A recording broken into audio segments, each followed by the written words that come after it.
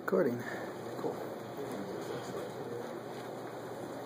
Do me a favor and don't let anyone knock that over.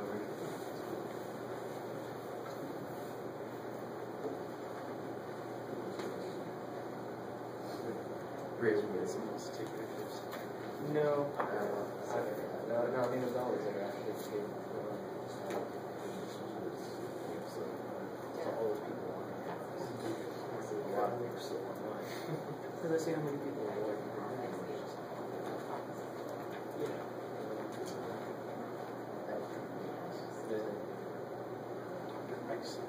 Because most of them are like this. Hi, George. I think so work on one of the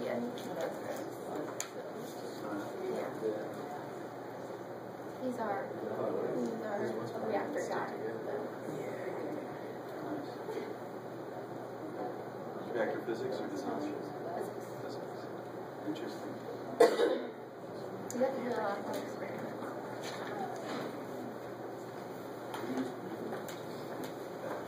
Still knock over the phone.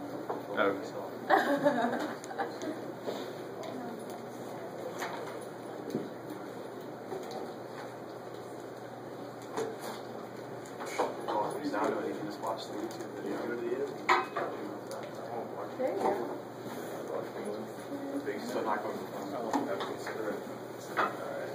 Nice stuff there. We met. My name's Chris. Nice to meet you, Chris. Joey. Nice to meet you. Guys did pretty good. Thanks. I take your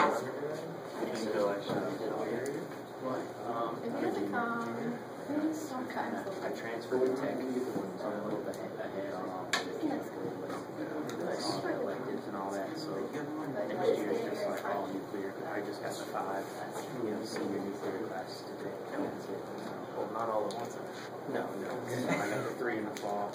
You can't do it all at once. You got to follow their curriculum pretty strictly there. Where'd you transfer? Gainesville College. I don't know if you're familiar with Georgia, but up by where I just know Gainesville. Yeah. Right around that, Gainesville. So, how do you like that? I like it. Yeah. It's definitely, they have the whole RTEC program there. It's like a regional engineering transfer program or whatever. Okay. So, everything's like all the curriculums, approved by Georgia Tech and everything. So they do a pretty good job of yourself a bunch of money prepping. Yeah, it's like I spent about $1,500 a semester compared to about $4,000. Yeah, that's awesome, man. That's good. Okay. Yeah, I'm the guy who's made your life. Yeah, that's okay. Rachel called me. I'm not a city guy. I like being in the country. So it's a little. I grew up out there, so it's a little lobby used to. Are you in North End or something? No, I actually live in North Springs, so I take Marta down. Take campus every day. I go to North. I go to Marta somewhere. My buddy lives in Alabama. He's in Roswell. I got a fiance and everything. So it's just. I wanted to move closer to campus, but the price of everything is just. So it's good. One is the last stop, so one of the first people on, so I get to see. Yeah, I can usually sit down and read or study or just,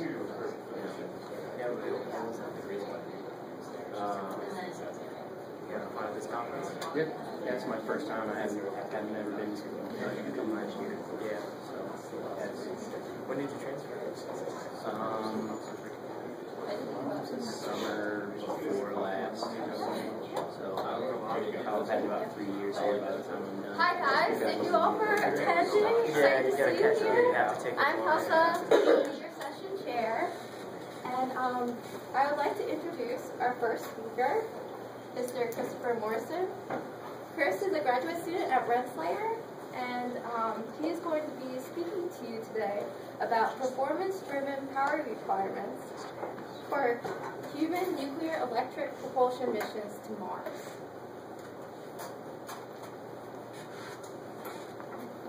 Well, good morning, and thank you for coming. And I'd like to take about 15 minutes of your time to talk about basically the question of space exploration with electric propulsion. So, first I'm going to talk a little bit about background and a little bit about theory, and then I'm going to go into some studied Mars missions, and then I'm going to go into some studies that I've done based on those missions and talk about requirements that I've derived for the power system based on those missions. So, why electric propulsion? So, in today's world, rockets are basically a skyscraper with a fuel with just a little tiny capsule on top. They go somewhere, they may come back, and if they come back, they have a small capsule. The reason for this is strictly because of something called ISP, which is basically how efficiently you use your fuel. And because rockets aren't very efficient with their fuel, they need to carry a lot of fuel with them. Whereas electric propulsion uses ions, and they can use basically magnetic and electric fields to accelerate these ions to where each individual atom of your propellant is very well utilized, and it's only limited really by your power source. And that's kind of the catch of electric propulsion, is you need a strong power source that's very lightweight to really make it effective for space. So I kind of see space as a gear shift. First gear, you're always going to need chemical propulsion or some type of high thrust propulsion. Electric propulsion cannot get you into orbit because it is a low thrust but very long-term thrust type of mission, whereas your chemical rockets typically have only a few minutes of thrust, but it's 50,000 pounds of thrust or 100,000 pounds of thrust. So they're very high thrust, and you need that to get into orbit without crashing back into the ground. But once you're in space, you can kind of shift into a more efficient gear. You can use electric propulsion and use your propellant effectively to basically go wherever you want in the solar system. And you can do missions such as missions to Mars. If you have a good power source, you can do it on par or better than the chemical rockets that are out there today. And then, of course, interstellar. Nuclear electric propulsion is not for interstellar. That's going to be something else like matter, antimatter, or fusion, something like that. But this electric propulsion is specific for travel within the solar system. So we're talking Mars, Jupiter, Saturn, those types of missions. So some of you may have seen the rocket equation before. This first thing here, the exit velocity, V exit, is a measure of, your momentum is mass times velocity. So this is the velocity of the particles you're ejecting out the back of your rocket. And then you have this natural log term that's dependent on how much of your spacecraft is propellant versus how much is payload, or how much is just not propellant. And you can kind of see delta V here is a basic metric of how far you can go, or what kind of missions you can do. There's different delta V requirements. Say you want to go to Mars, your delta V may be 15. You want to go to the moon, your delta V may be 10. And there's a few other caveats that change those numbers based on efficiencies and things like that. But the basic rule of thumb is the more delta V you have, the more missions you can do. And laid out here are some of the exit velocities, which, as I told you, ISP and exit velocity, they're kind of the same number. They're just proportional to each other. So in here I'm talking about exit velocity. So you have solid rockets, which don't have a very high exit velocity. You go to liquid, you go to nuclear thermal, which is significantly better than the others. But electric, because you are not bound by material properties. In a nuclear thermal rocket, you're using the heat of your core. You're flowing your propellant over your core and ejecting that out a nozzle. But your core can only get so hot before it melts. So it has materials limits. Whereas electric propulsion, it's limited really only by its thrust. That you don't have thrust on demand. But you can have as high of exit velocity as you want. So the importance of specific mass. What is specific mass? Specific mass is basically a measure of how many kilograms per kilowatt. It's kind of like it's the opposite of specific power. 1 over the specific power is a specific mass. And the importance of this comes from, you can see I've broken the rocket equation into basically 2 fundamental parts. One that shows you the delta V, and another one that shows you your average acceleration. So you can kind of say, what kind of missions can I do and how fast can I do those missions? And it's broken also into 4 variables. The propellant energy density, so that's basically a measure of how much energy you're putting in per particle that you're shooting out. You can actually measure that in electron volts, something like that. Your propellant mass, that's how much propellant you carry with you. Your power, so your total power of your power system, and your specific power, which your specific power and specific mass are of course related by just being the inverse of each other. So each of these has things that they do. You know, adding more energy density increases your delta V but decreases your average acceleration. Adding more propellant will have the same effect. Adding more power will asymptotically increase your acceleration, but it'll decrease your delta V. And the only one that actually helps you on both accounts is the specific power. So fundamentally the metric of this is specific power. That specific power is the most important metric, or specific mass, as I had in the last slide. So they're inverses of each other. And another thing is you can add more power, but if you don't increase the specific power, it's kind of a diminishing gain. You're asymptotically approaching the limit. So my question in the research that I've done is, what type of specific mass do I need to compete with traditional rockets to go to Mars? So there's some people that have made suggestions in the past, as long ago as the 1960s, some more recent. And I decided to kind of conclusively try to answer this question. So in order to do this, I took kind of the question, what is the entry-level electric propulsion vehicle that can compete with nuclear, thermal, and chemical? And I used the NASA DRA mission as a reference for this, as it's a well-studied mission. The DRA is the Design Reference Architecture mission that NASA uses, and this is NASA's suggestion that if we were to go to Mars, this is how we would do it. So based on this document, you can see this is the analysis for the chemical and also nuclear thermal, that they can both be associated with high thrust propulsion. And there's basically three maneuvers. You go from Earth to Mars, then you stay on Mars for this entire section over a year, and then you come back. You return to Earth. There's delta V's associated with that. I was talking about delta V's determine what kind of missions you can do. And it differs on the year because, in fact, the orbits are actually elliptical or egg-shaped, so the planets align differently every year. So you always have to kind of wait. You have to kind of swim with the current. You have to wait until the planets align before you launch a mission, which is about every 2 years. So for the chemical and nuclear thermal rocket results, this is basically what has been come up with. You can see the chemical, a just dominating propellant term, and that's even with staging. This is a 5-stage rocket in their design. It's kind of crazy. And this is without in situ resources. This is just you're going to Mars and you're coming back with the same rocket. And the nuclear thermal rocket, quite a bit better. A lot more payload. The mass of it is quite a bit less. And the big thing to catch here is these are matched on number of days in transit. Both of these missions took 374 days in travel. So you take a certain number of days to get to Mars, and you take a certain number of days to go from Mars to Earth. You're counting those together. So the fundamental metric that compares these is the number of days. And so I took kind of an electric propulsion model, and with electric propulsion I took these basically different specific masses. You can see the specific masses on the right-hand side, and took different powers for those specific masses and used, I actually used Ad Astra's script. Ad Astra is a company that has the Vasmir, so these results are specific to the Vasmir rocket. But they're also specific to the orbital mechanics, and if you have questions about that, I have a slide on that as a backup slide. But kind of what it comes down to is you get these parabolas, and I wanted to find the parabola that perfectly matched this 374 days, so I have a comparable design, something that takes the same number of days.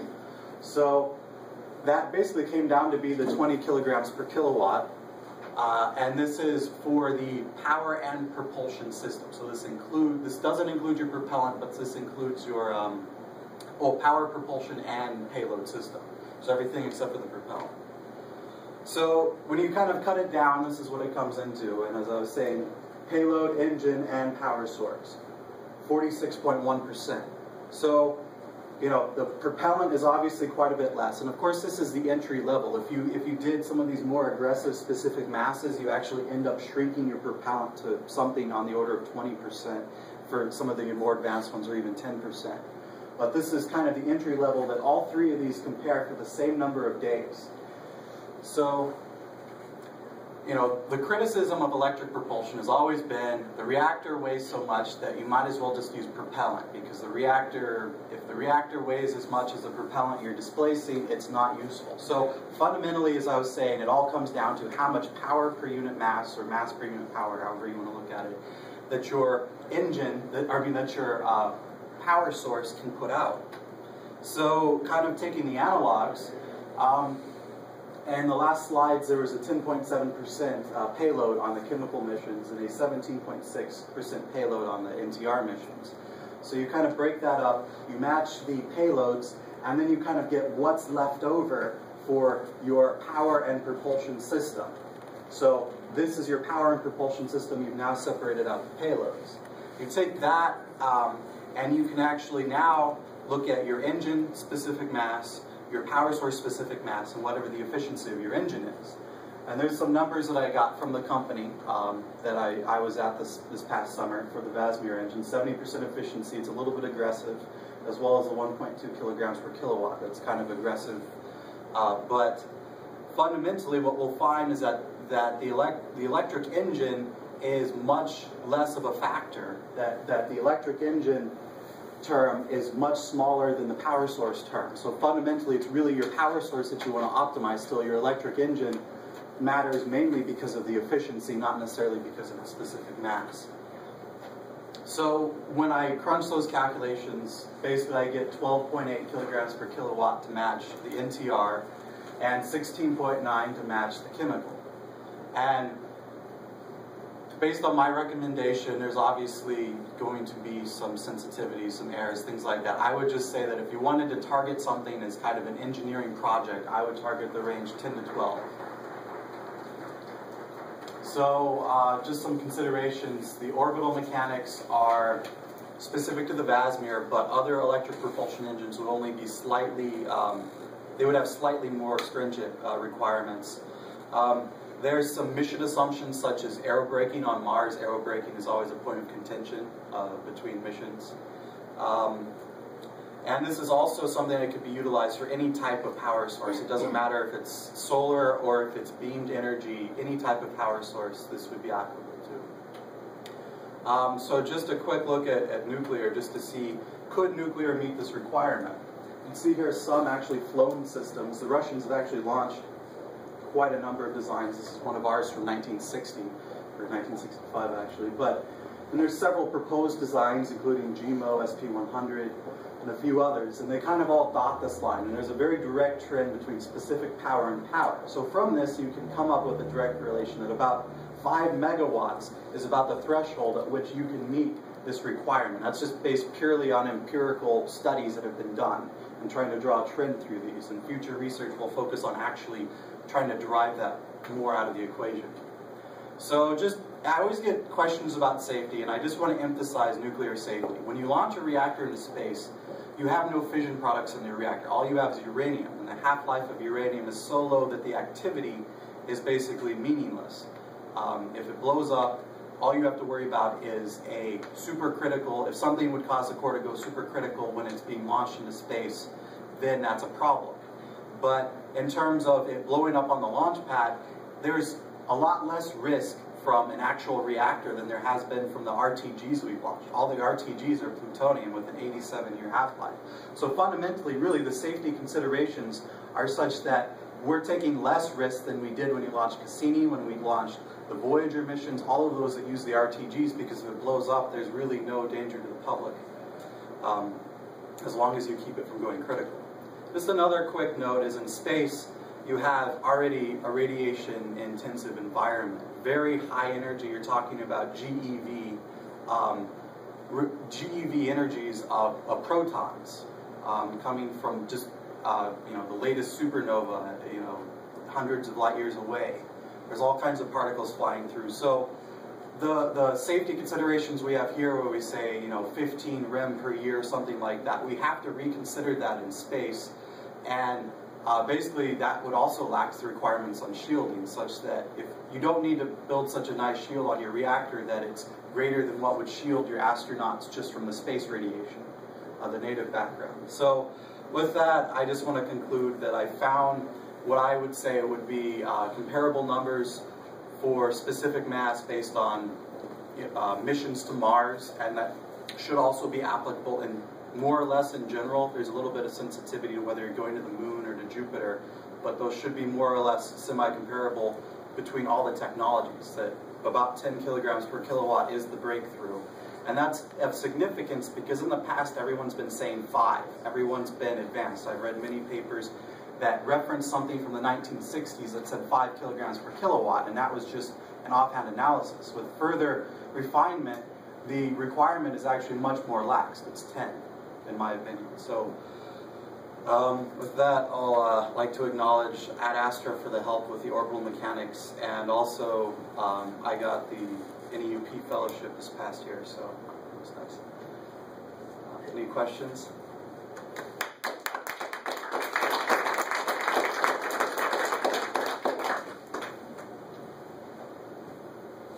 Yeah. Can you go back to your chart where you compared nuclear, thermal, nuclear, or chemical, and nuclear, electric emission masses? The bar graphs? Yeah. So, it's same propellant. What ISP are you assuming for your nuclear thermal? For the nuclear thermal, this was based on the here 950. So one of the specialties of the Vasmeers obviously has a variable specific impulse. So the specific impulse side there is actually an average of their specific impulse. So on the later slide, not that one, yeah, that one. Why are we seeing the same propellant mass? What I did was I took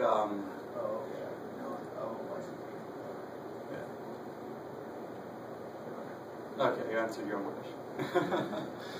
Yes. No. So you, maybe I didn't catch it, but can you elaborate on how close we are to achieving that specific parity you said you need to meet for electric? I think personally it's a matter of scaling the power. In the past, like GMO was, I want to say it was hundreds of I want to say 250, something like that, kilowatts electric. And I would say that that technology could meet this type of requirement if you had slightly more aggressive temperatures and just more power. It didn't scale. The word GMO was, it wasn't an attractive scaling proposition. It was kind of this not as good as chemical, but you know, so I think that was part of the reason it wasn't selected, is that it wasn't aggressive enough on the power because you just have scaling. So a lot of these designs here, Webb specifically said he's using current technology or non-aggressive technology. Of course, he fails to meet the 10 kilograms per kilowatt by a little bit. A lot of these over here are Brayton in the 20 megawatt range. And there's a few way up there that are MHD, that are kind of more, you know, out there in their assumptions. And these Mars Human and Mars Cargo are actually proposed by NASA. Actually, the DRA just got updated 2 weeks ago. I haven't had time to put that in here, but they came up with a 10.69 kilograms per kilowatt with just a Brayton helium xenon type system. So, and theirs was a 2.5 megawatt electric system. So I would say that the technology could be ready. I'm not going to say it'd be cheap, but if we went on a design, if we wanted to design a mission, we could probably build something like this within I can't say for sure, but maybe 10 years. Like, there's no fundamental, the only thing is high temperature. We have to worry about high temperature, so that's what pushes us to Brayton. And there's no problem with Brayton except for the turbine seems to be the biggest problem in the Brayton cycle. So pushing the temperature of that turbine up might be a big problem, but I think the reactor core, all of that should be doable. Just I could talk for hours about it. And I don't really know a lot, I just know what I've read. I've read a lot of papers. So my thought is it's not too far off. Thank you, Chris. All right.